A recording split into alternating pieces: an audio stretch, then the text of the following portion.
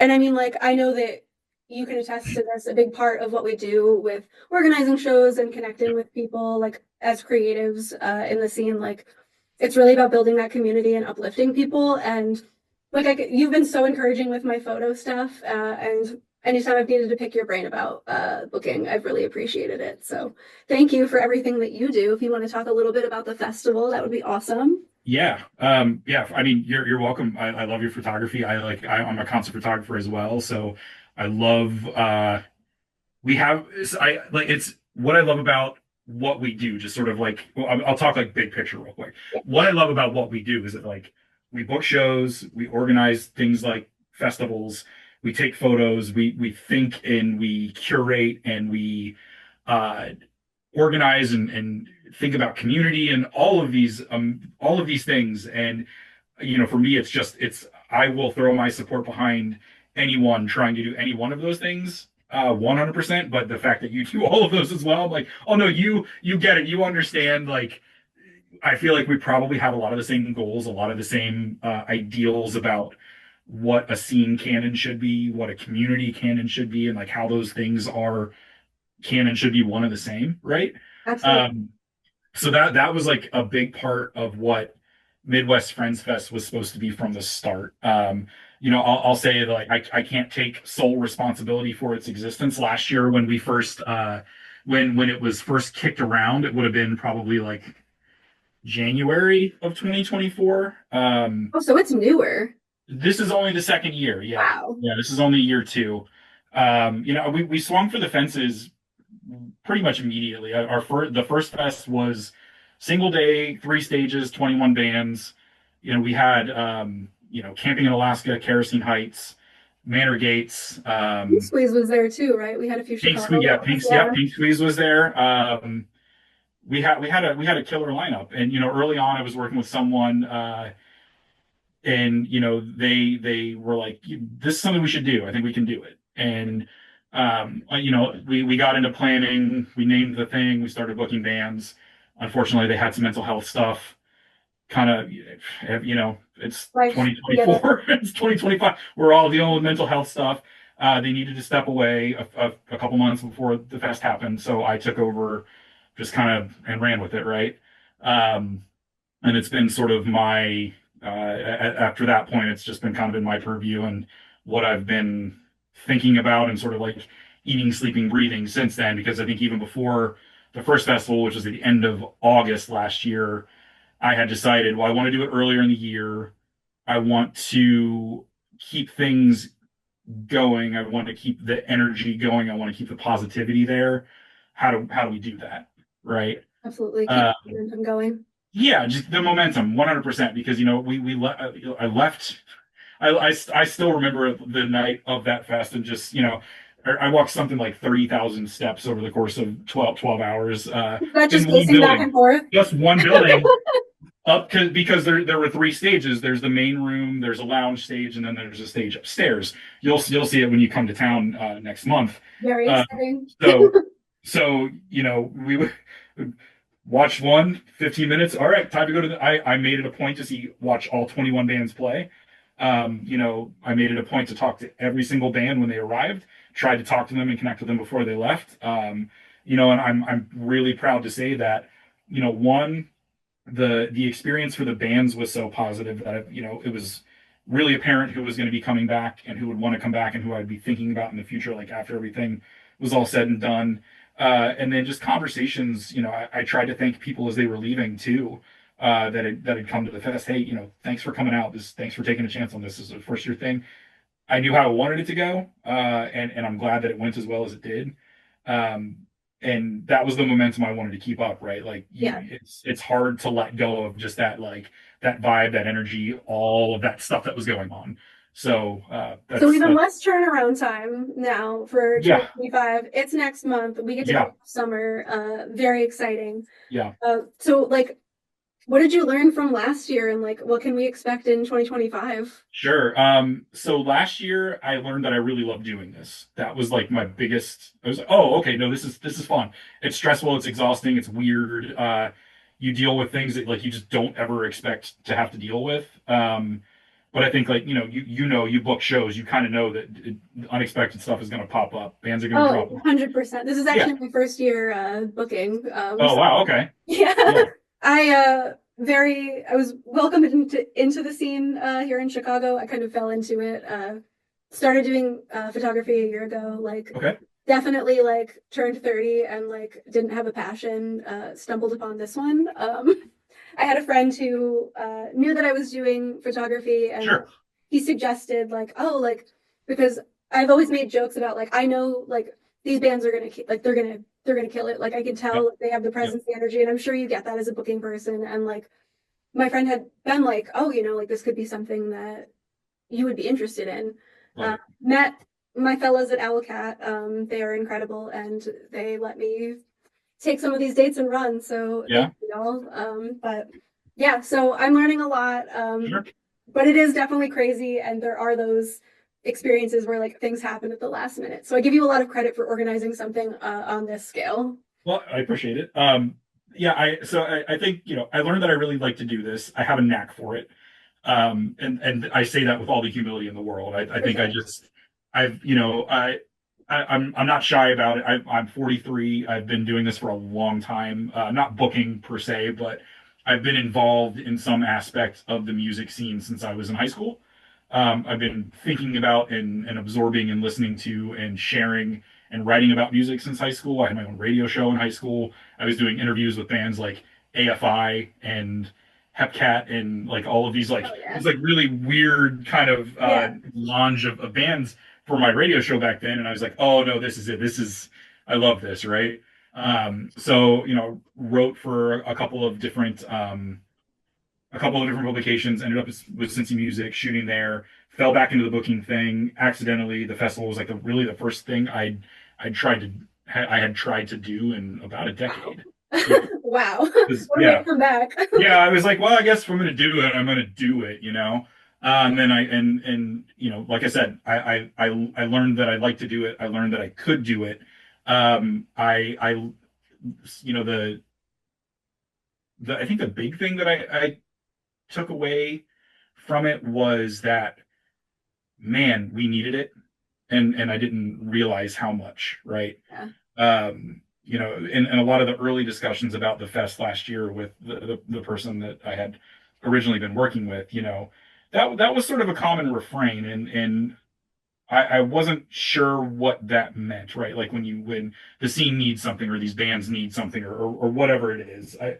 I think it probably meant something different to them than what I ended up taking away from it because I don't know how familiar you are with like the Cincy and KY scene. Nope, that was Um, my next question. okay, yeah, so that'll be an interesting segue then because I think what I learned from the fest is actually kind of like we're seeing the ripple effect of it now. Was that one the fest needed to have something like if it wasn't this thing, it was something like it needed to happen, right?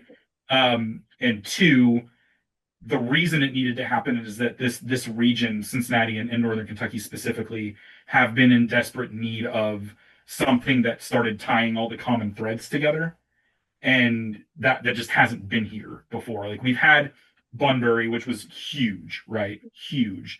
We used to have this thing called Midpoint Music Fest, which was like the coolest thing ever. It took over downtown Cincinnati. It was at multiple venues.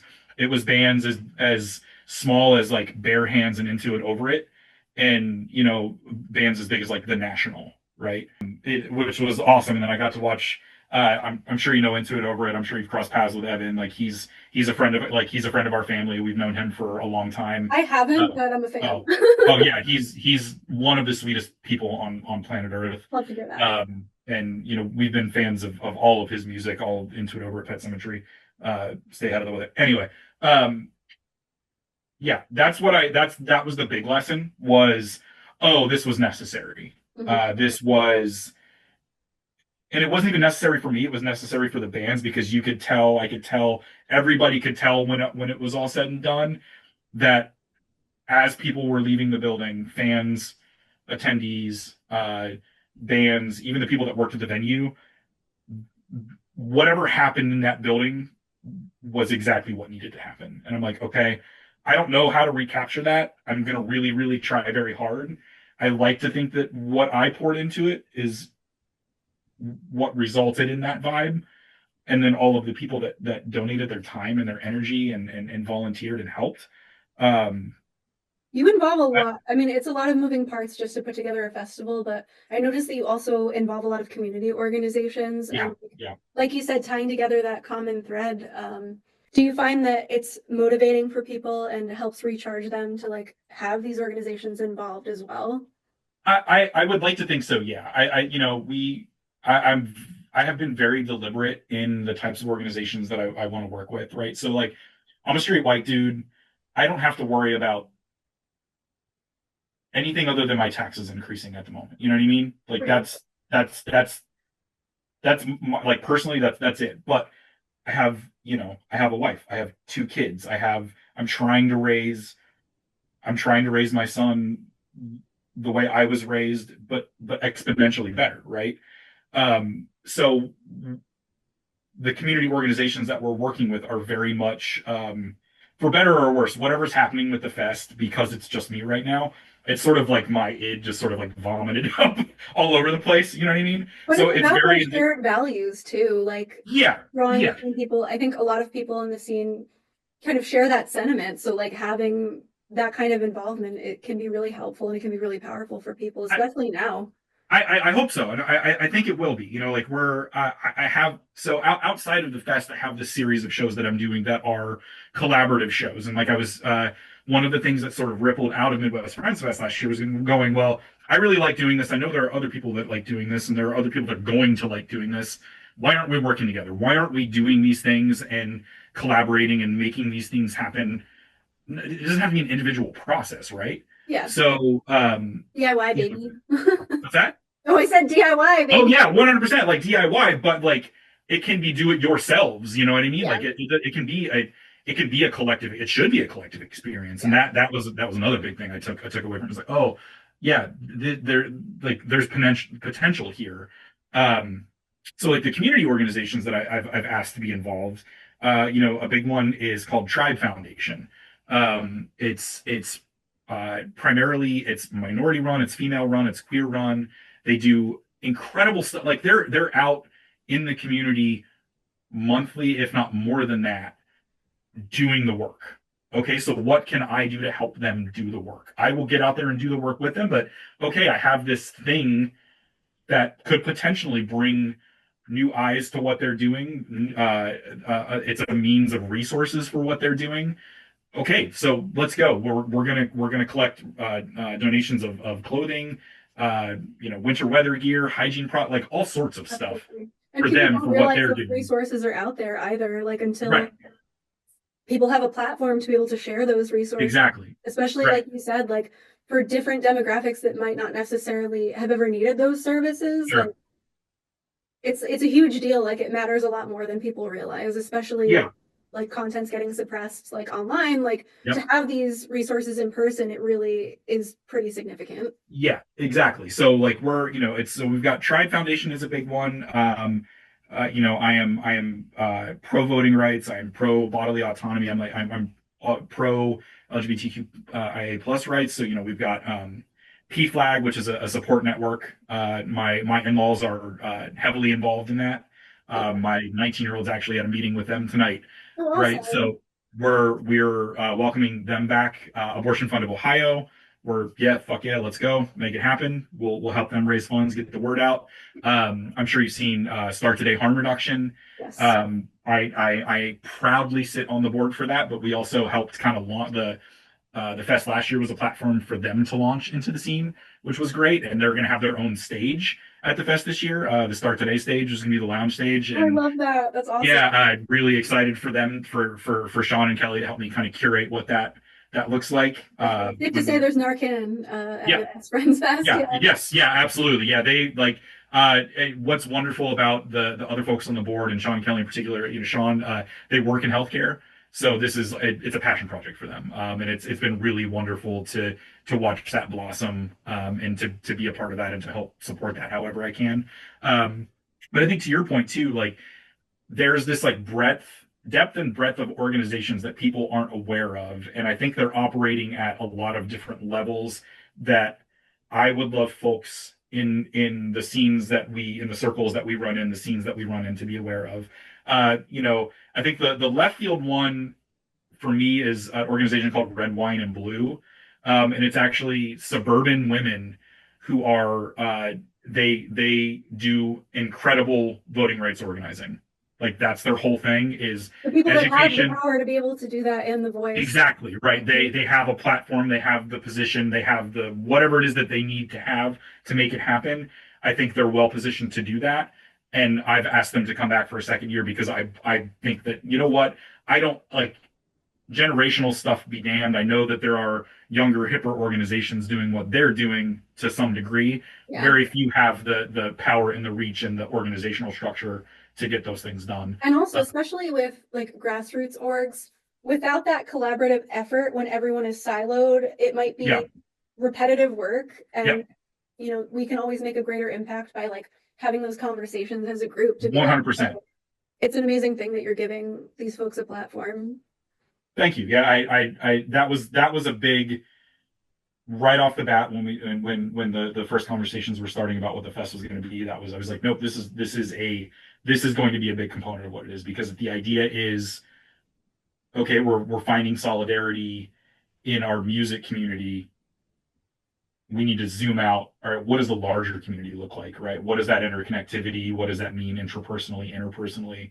And are What these conversations you have with the bands as well when you're booking? Like, do you let them know like what the main goal of this festival is? so when yeah, they everybody's kind of aware of what's going on. One thing I pride myself on, and this comes back around to like our communications backgrounds. I'm probably overly communicative. Love that. But I would rather I would rather they have too much information than not enough. So I've also because I've been doing so much of this on my own, like I figured out ways to sort of like streamline the process. So there's an intake, like when I reach out to a band and say, hey, I'd love to have you play. If you're interested, we get the confirmation. I said, okay, here's a link to a thing I need you to fill out for me. This is going to give me all the information about your band that you Paperwork. need. Yeah, paperwork, right? But all the back end stuff and um, yeah, absolute game changer. But a part of the intake process is tell me about an organization that's important to you, or tell me like what is it that you guys are, what your band, whatever is passionate about, like what Oh, can that's we, great. Yeah. right? So it's great to kind of get a pulse on where everybody is. And I think fingers crossed we get into 2026. I can go back through 2 years of bands telling me this information. All right, well, here's the common thread. Here are the things that are important to people that are coming to town for this. You Definitely. can start to sort of like branch out and bring new organizations into the fold, right? And is there a call to action for anybody who's interested in getting involved in these organizations after the festival?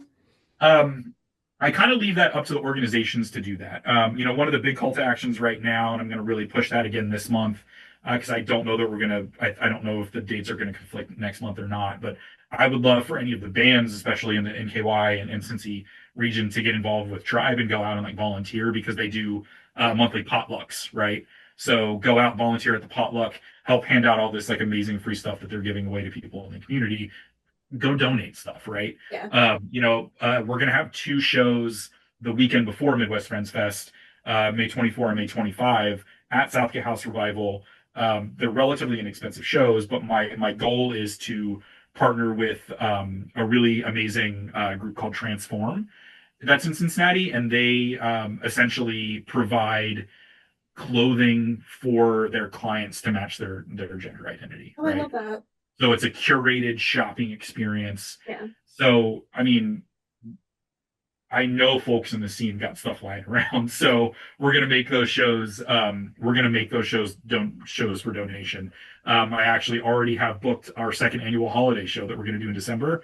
Um, Can we get a that sneak one's preview? Do we know who's on the lineup? I don't.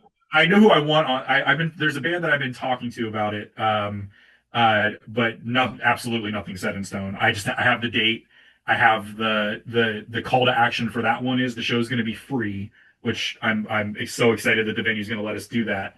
But that's a toy drive for Ronald McDonald House, which is located on the UC Health campus, Mhm. and it's kids and their families who are at UC Health for long-term care. Yeah, We for sure. had we did our first unhappy holiday show on Friday the 13th last year, Incredible. December 13. We're gonna have it December 12 this year, so it almost lined up really nicely. Same Friday night.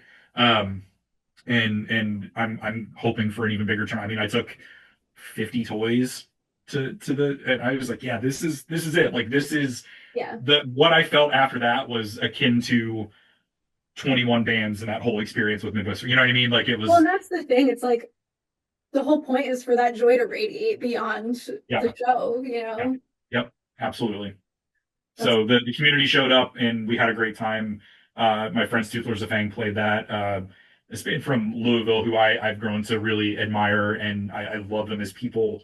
And they're called Nowhere Fast. I've heard They of were that. a they were a late addition to the fest last year. They played our Unhappy Holiday show this past December, and they were one of the first bands that I asked to come back for Midwest Friends Fest this year. They're just great folks and great music, and yeah, I You can mean, definitely like pick up the vibe when like you're around good people, and that's for sure. I mean, like we do the same thing when we book shows for Owlcat too. Like, sure. you know, if I mean, someone and it's pretty immediate too. You know, it's like you know pretty much immediately whether or not you're going to vibe with whoever's in the band or whatever it is that they're doing. absolutely I'm really happy that I've been able to curate most experiences around folks like that, where I just it's sort of like instantaneous. You know, oh no, these are good people. This is going to be a good time, and this is going to be a great relationship. well, So. especially with like the local scene, I'm sure you are familiar with a lot of bands. How do you seek out bands that are like folks from Chicago? I saw that Caitlin Edwards, who is going to be on the lineup this year, like how do you get folks from out of town like excited about the festival? That was that. So going back to your question about what did I learn, um, I learned that the impact of something like this is much larger than I was ever really prepared for. I had bands up through the fest asking to play, and then immediately after, hey, when are you going to accept submissions? Where can we apply? Hell yeah. Uh, I'm not kidding. I had 200 bands ask to play. And then I got to the point where I was like, all right, well, it's full. I have this giant list, and people kept asking, okay, well, here's another form you can fill out. Let me know if you want to come play like another show, or I'll keep you on the reserve list just in case. I've got 50 other bands on that list. That's a dream. It's, it's And everybody's DMs like, hey, are you available on this date? yeah, it's overwhelming and humbling and gratifying and terrifying, like all of these things at once. Where you go, oh, what have I done? What have I like? Oh, what have I done? Oh, what have I done? I mean, like, even with that, it's like, if you don't have an opportunity right now, keep them in the reserves. Like, there's No, a 100%. Absolutely. I've already, I was looking back. So one of the things we've been doing, and one of the things that I took away from Midwest Friends Fest last year was I want to work with other people booking shows in the area, right? So at this point, I have 14 or 15 shows booked outside of Midwest Friends Fest. beautiful. We love to And hear. those are all collaborative shows with Burrito Boys Booking, which is this amazing booking collective that operates out of Cincinnati. Shout out Dayton, Burrito Boys. yeah, well, I'm sorry. Oh, I said shout out Burrito Boys. That's Shout out, yeah, always shout out Burrito Boys. I love those folks so much. We see eye to eye. There's just the shows we have put together have been curated so well, like dreamy stuff. Shout out Dayton Natty Booking. They're relatively new. It's this awesome dude named Wade from Cincinnati band called Bandages. We're working on shows together. Bandages is like, well, I guess we're going to start our own festival now. So they've got a festival that they're doing a month after Midwest Friends Fest right that on. is called Say It Louder Fest.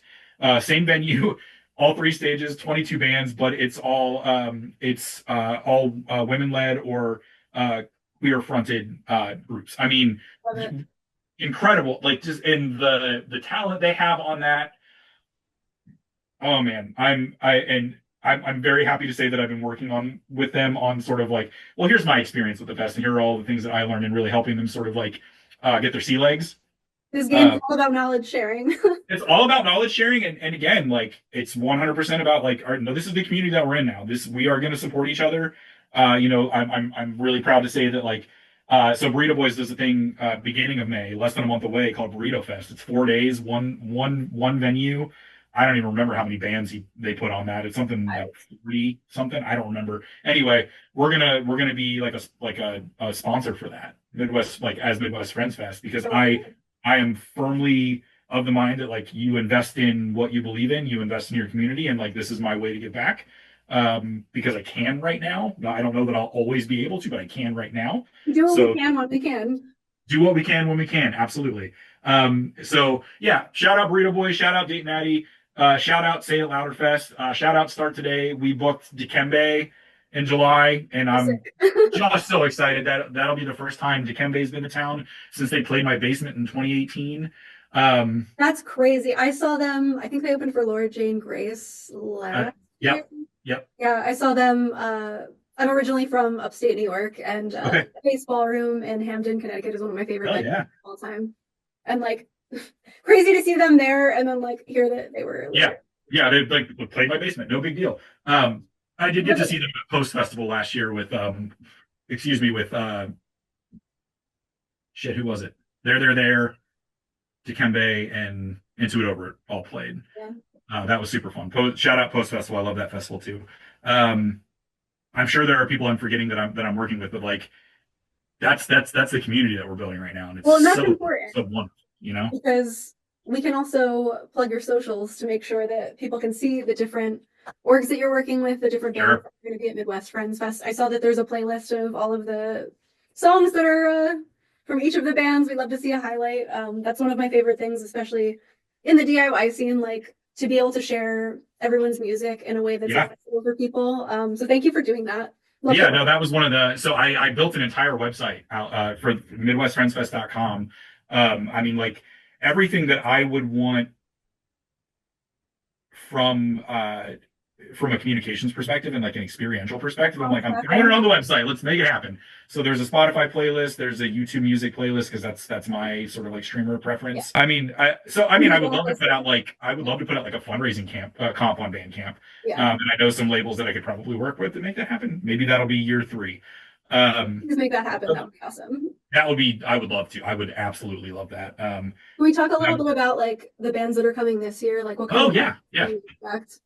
I mean, so I cast a wider net this year for sure, sonically, and that was very intentional. Last year was a lot of pop punk, a lot of emo, a lot of Midwestern vibe. That's 100% still there, right?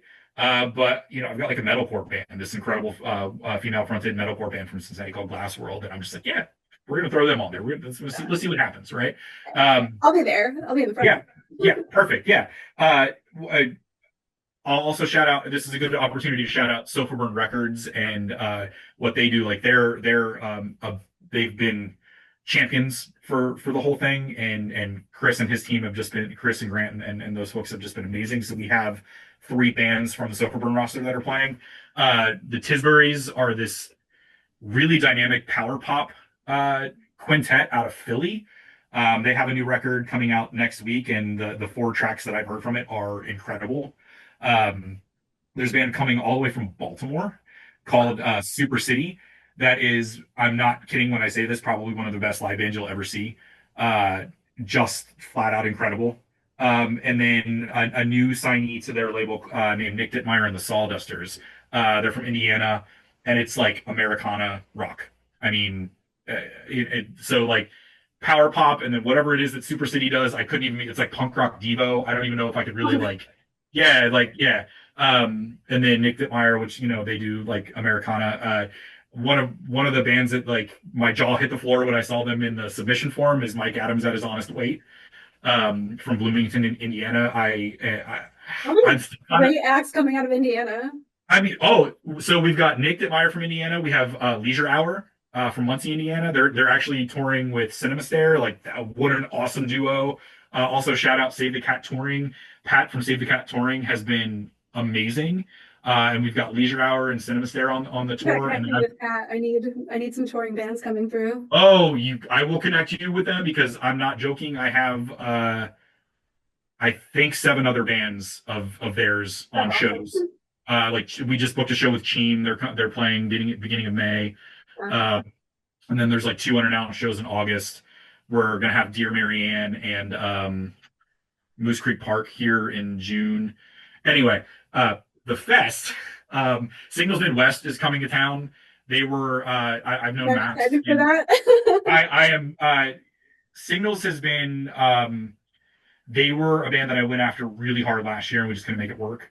So I texted Max as soon as I knew the date, and I was like, "Please tell me we can talk about this and figure something out." So I mean, it's literally they're doing a 3 day tour with night marathons. One of those days is Midwest Friends Fest, and that's one of the only live things they're going to be doing this year.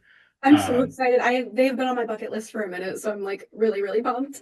I will tell you, I try not to be hyperbolic about it, but like incredible human beings, as just people, right? I've booked them a couple of other times, and we've had incredible shows, and just and live, you're gonna be blown away. I mean, I just yeah, I mean that Friday night's gonna be stacked because it's gonna be like Tisbury's and Super City and Signals probably all on the main stage in some capacity.